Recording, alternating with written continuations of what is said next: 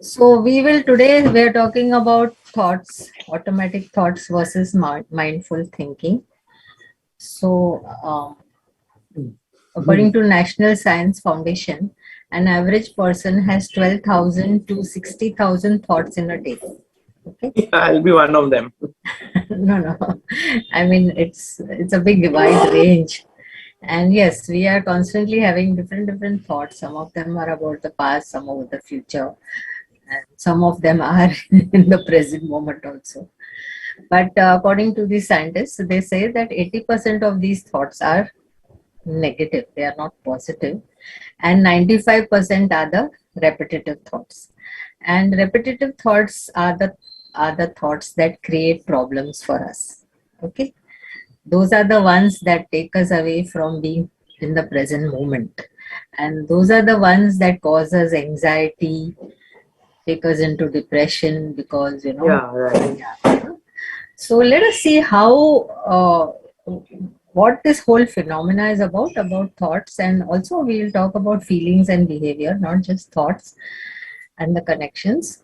Yeah, and let us see how mindfulness can help us to uh, deal with this. Yeah.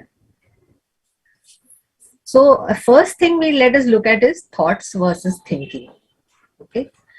So thoughts and thinking are two completely separate entities. Okay. Normally we tend to think, okay, thoughts are there and I'm thinking. But no, they're two separate entities, because it's only when you're engaging with the thought that you are thinking. Thoughts will there, they come, they go. But when you're engaging, with these thoughts, when you're paying attention to these thoughts, when you're looking at what this thought is, about, and what it's telling me, and analyzing your thoughts, that is when you're thinking.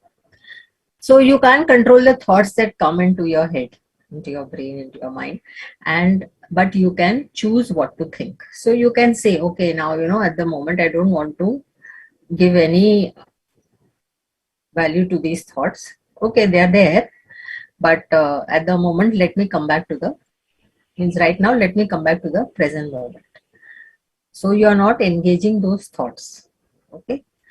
So you can't control the thoughts, but you can choose what to think. Also, thought is an experience. Okay. But thinking is an action. So you're actively involved in that. You're doing something.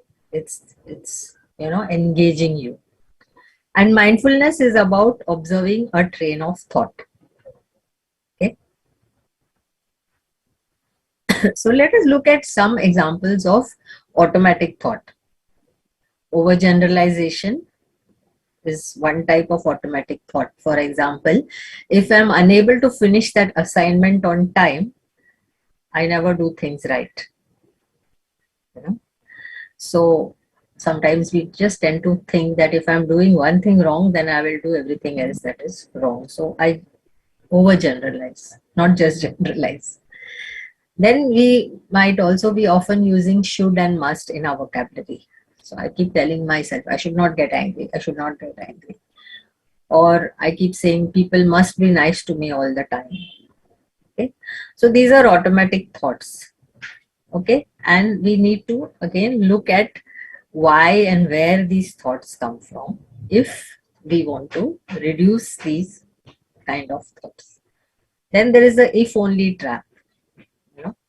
Sometimes something has happened, so I say, if only I had listened to that person, if only I had listened to her, this would have not happened. So I get into that trap. So again, that takes me back to past, right? And blame. Blaming either myself or somebody else. Then we also have false limiting beliefs.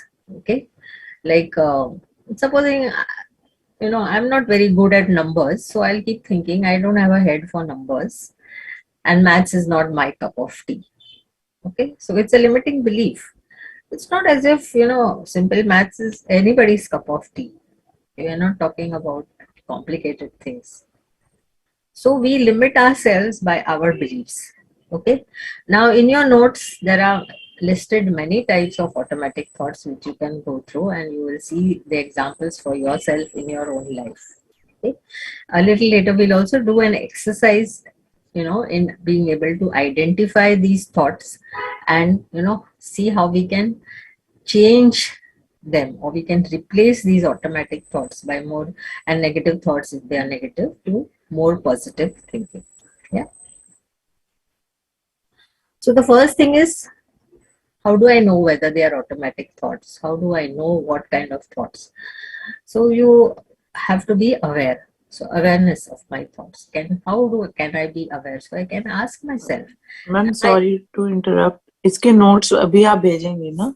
Yes, all this will Okay. be there in your notes. Yeah. And if at all there is something that you are not getting in your notes, or you feel that you want to know more, please feel free to call me, talk to me, and also message on the group. Yeah. Because there are some articles somewhere which can be forwarded and you can get more information.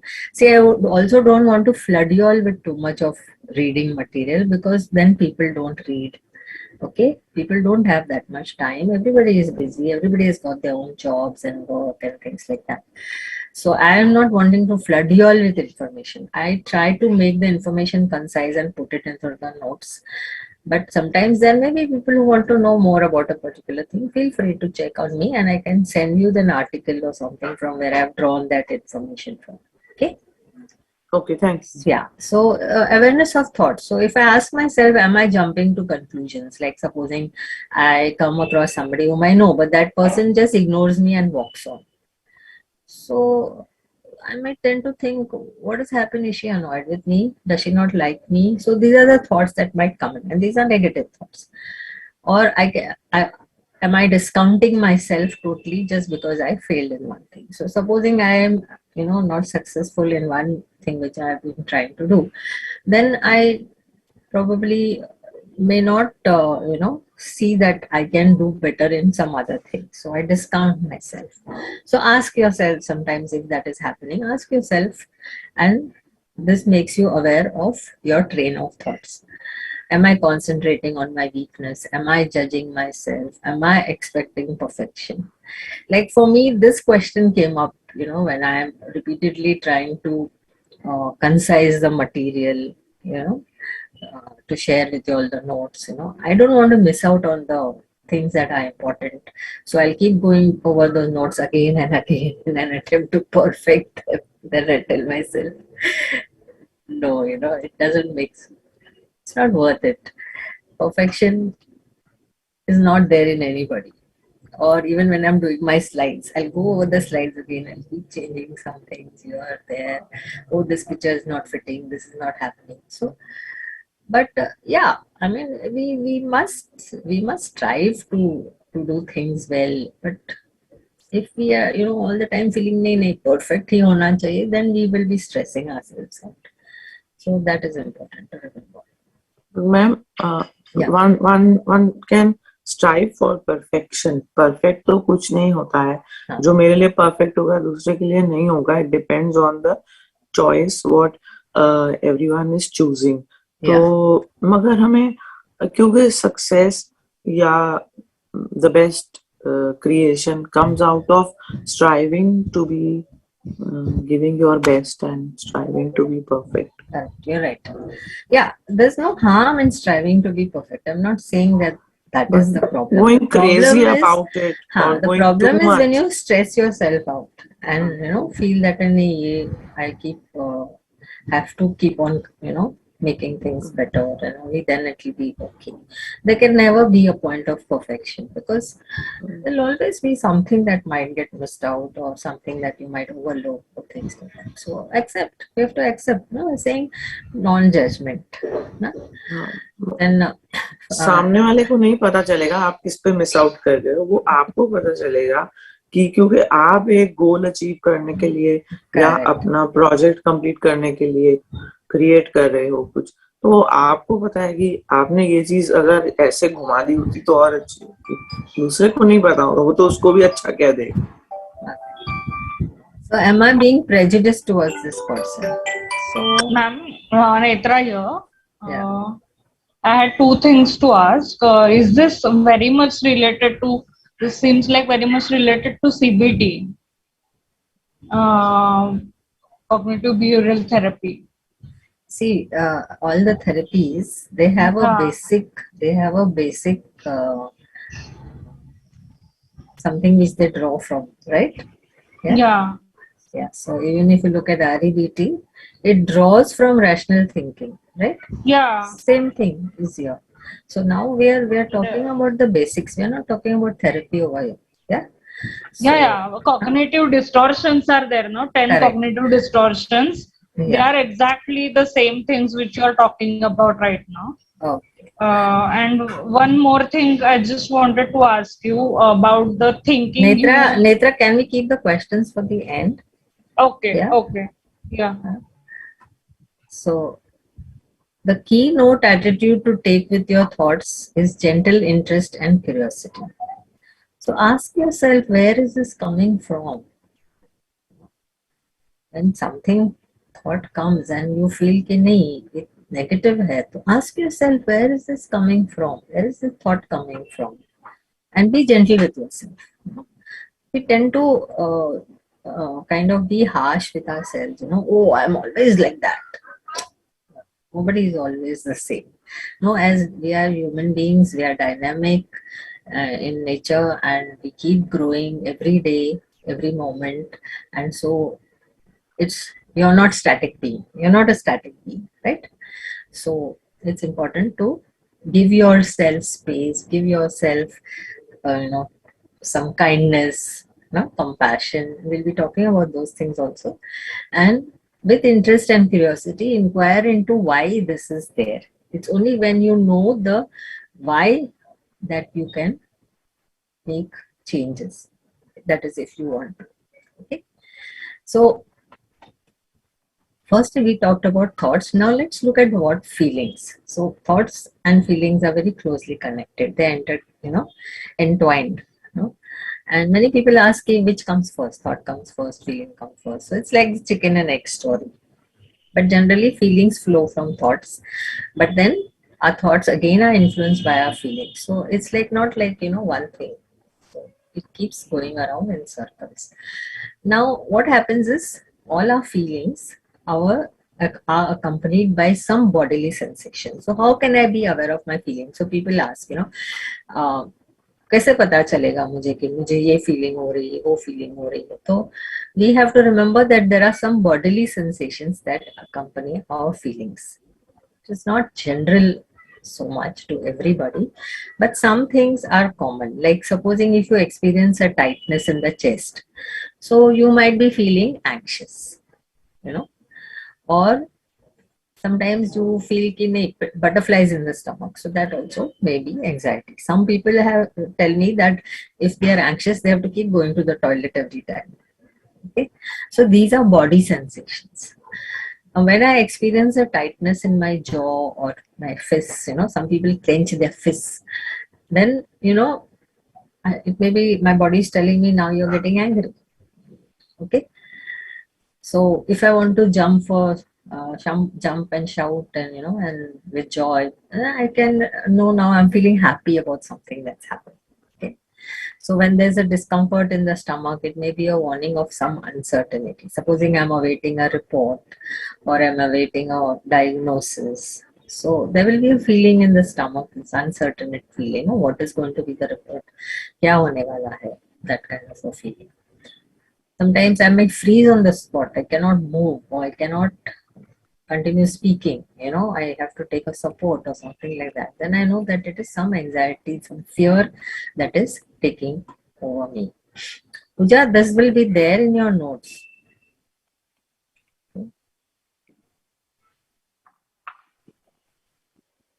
So these are some of I am the also bodies. writing a bit by bit. You can put down some things, but don't try to, take down what is in this thing, because it's there in your notes. Attention divert हो जाता है. Yeah. Then, so these are the awareness of feelings, and this is, not necessary. Everybody will feel that. Each one will have their own body sensations, which they have to become in tune with. So then you know that this feeling is coming. Okay.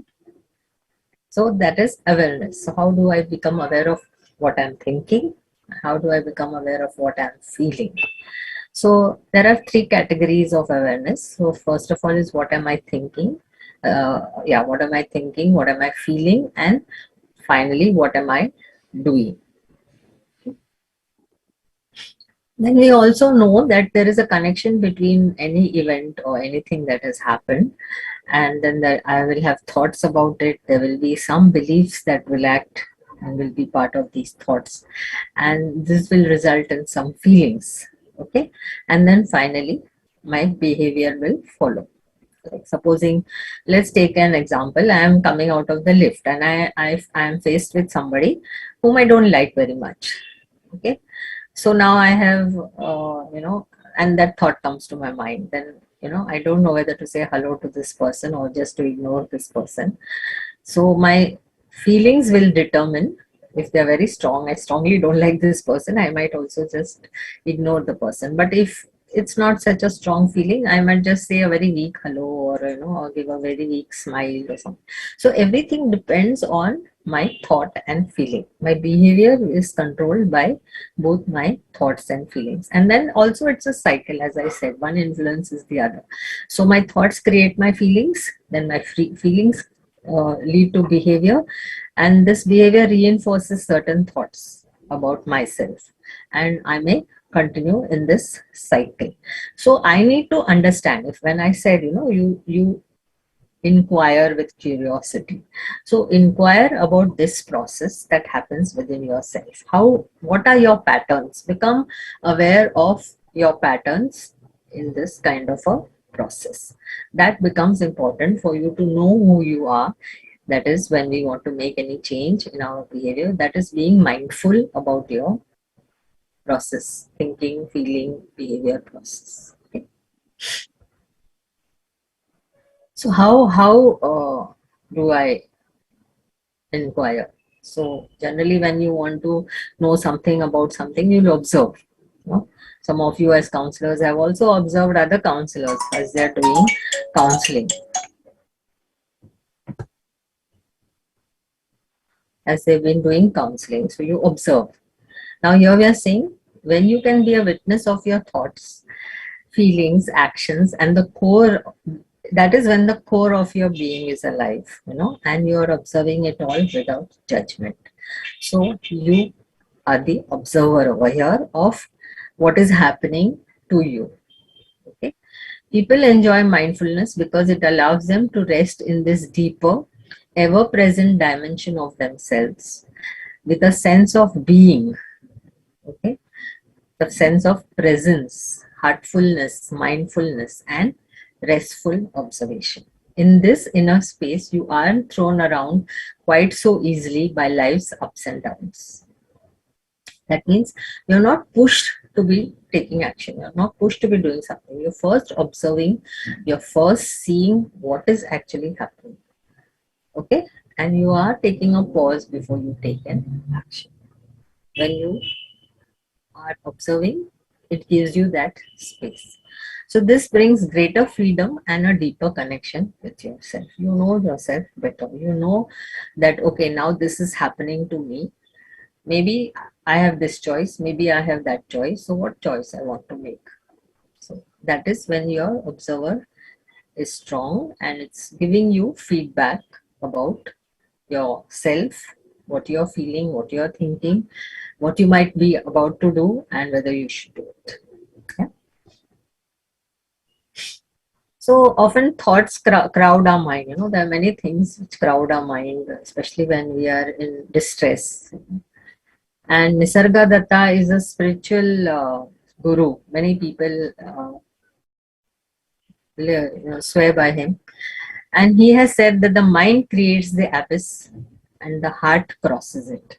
So the abyss is about all these negative thoughts, thoughts about, things that are just black and white, or just good and, wrong and right, or good and bad, and these thoughts may keep they going on and on in our minds and creating that abyss. All of you know what's an abyss. So see the picture, it's like a deep crevice. It's a unending, no bottomless pit kind of a thing. So So when this abyss is created by our thoughts, according to him, it's your heart which can help you to cross this abyss. So that is, your feelings also tell you, guide you in your actions. So now, from moving from awareness, we'll talk about experiencing, acknowledging, and expressing our emotions. Okay. So many a times, in childhood, we have learned to repress our emotions. Somewhere the message is about not, you should not feel that way. गुस्सा नहीं करना चाहिए. Don't feel upset. Don't cry. These are the messages that have been coming to us. And so we need to give ourselves permission to experience every feeling. Every feeling has a purpose. Every feeling you experience because there is some reason for you to experience that feeling. Okay. So if you allow yourself, you give yourself permission to experience the feeling, then there is a message that is there in that feeling for you. It's about who you are in that given moment. Okay. Emotion, it's about energy in motion. Emotions are energy in motion, and it's telling you about something about yourself. So giving yourself permission to experience the emotion is also telling you about who you are in that given moment. And we must always remember that emotions are like the rainbow color. They add color in our lives. What if we didn't have emotions? Life would have been so boring. Then again, as I said, we tend to repress the emotions, and mainly we try to repress the difficult emotions. Huh? And not only difficult emotions, sometimes even, in childhood, in some families, they're told, no need for you to be so, इतना खुश होने की कोई जरूरत नहीं है. Supposing a child has achieved something in school and comes and tells a parent, so parent may say, हाँ अच्छा ठीक है, good, you did like that, but you didn't do so well in this subject. You didn't do, इतनी भी खुश होने की जरूरत नहीं है. You have to work hard. So this whole thing of messages that we get in childhood about expressing emotions, somewhere has an impact on us, and they become part of us, right? So when we acknowledge our feeling, we are being authentic. Okay? Now, some of you who are counselors will have had clients who have come to you and they're constantly smiling, but behind that smile, there is something else, right? There is no congruence. The client is actually very sad, but he is putting on or she is putting on a smiling face just for appearances. So there is no congruence in the behavior. Repressing feelings is unhealthy and has major consequences. So I do not need to tell you all that when you repress feelings, they can cause us diseases. Psychosomatic illnesses are mainly caused because of repression of feelings. And there are other diseases also. So expression of feelings brings freedom and enables us to be congruent. So important thing is, first of all, to allow ourselves to experience the feeling, acknowledge the feeling, and then learn to express. Now, many a times we don't express our feelings because we think that we may hurt the other person. So we need to learn healthy ways of expressing our feelings. Okay.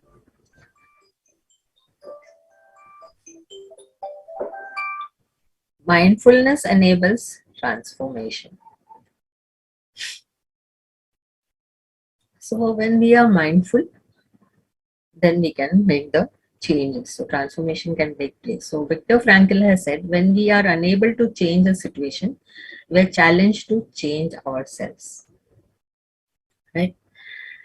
And mindfulness enables to transform our habits of interpretation. So how do we change ourselves? First of all, by how we interpret things. No? How we see a particular situation, that will determine our feelings and behavior. So depending on how what are our beliefs, we will interpret things in that way. No? So according to Frankel, again, it is between stimulus and response, there is a space. And in that space is our power to choose our response. In our response lies our growth and freedom. Okay. Now we will move to do an exercise. about thoughts. So now you can take your notebooks and list down your thoughts about your fears. One or two thoughts about any of your fears. For example, if you may have a fear of failure or a fear of anything. So list down at least a couple of those thoughts. Then your insecurities. Okay, you may be insecure about something you don't know. List down your thoughts about your losses. It could be loss of monetary loss, it could be loss of a relationship or any other loss. Things that stress you out regularly. Okay, work stress. That may be one of the things. Things that irritate you about other people or some behavior or habit about the other person that stresses you out, irritates you. So just put this thing in your notebooks. Okay, one or two thoughts around each. So it's 5 areas. Just put it down. We'll take a few minutes.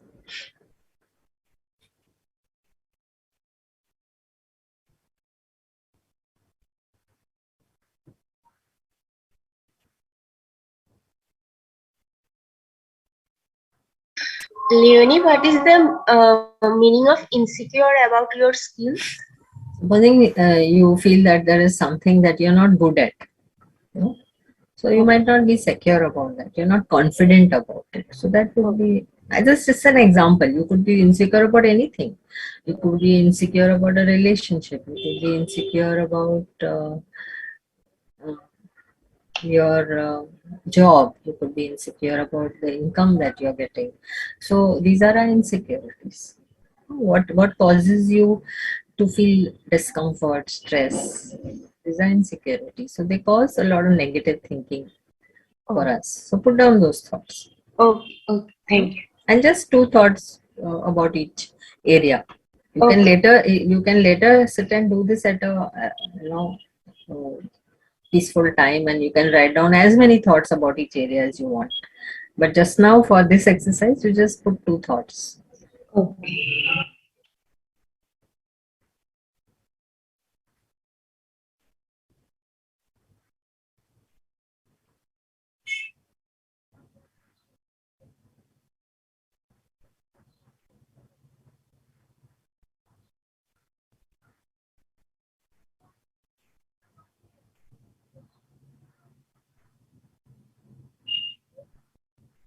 So are you done? Yeah, done. Yes. Okay. Now, I'm going to give you an example for replacing the thoughts. So you don't have to write what I have said, but you have to use your own replacement. I'll just give you examples. Okay. So here we're saying you have to change your point of view. So for fear of failure, supposing you have written as one of your things, you fear failure. So you write one instance when failure helped you to learn a lesson. Sometimes when we have failed in something, it doesn't go waste. We learn something from that failure.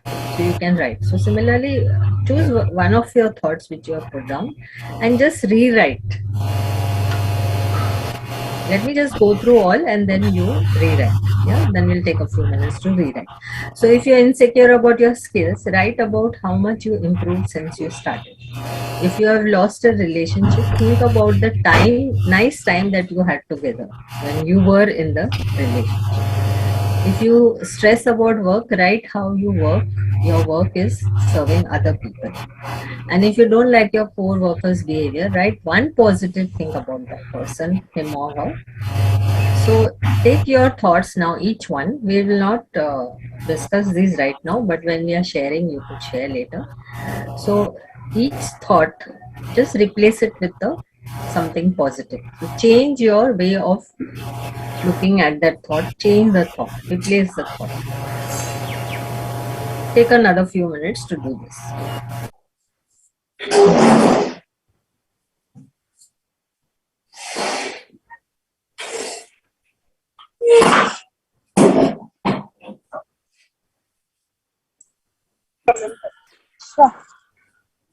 Okay. बोलेंगे दोनों पहले Okay, done, Leonie. Done. Done. Okay. Done, ma'am. Okay. So shall we move to the meditation part? Yeah. Yeah. So, Sneha, please mute yourself. Mute करने बोलो या 1 minute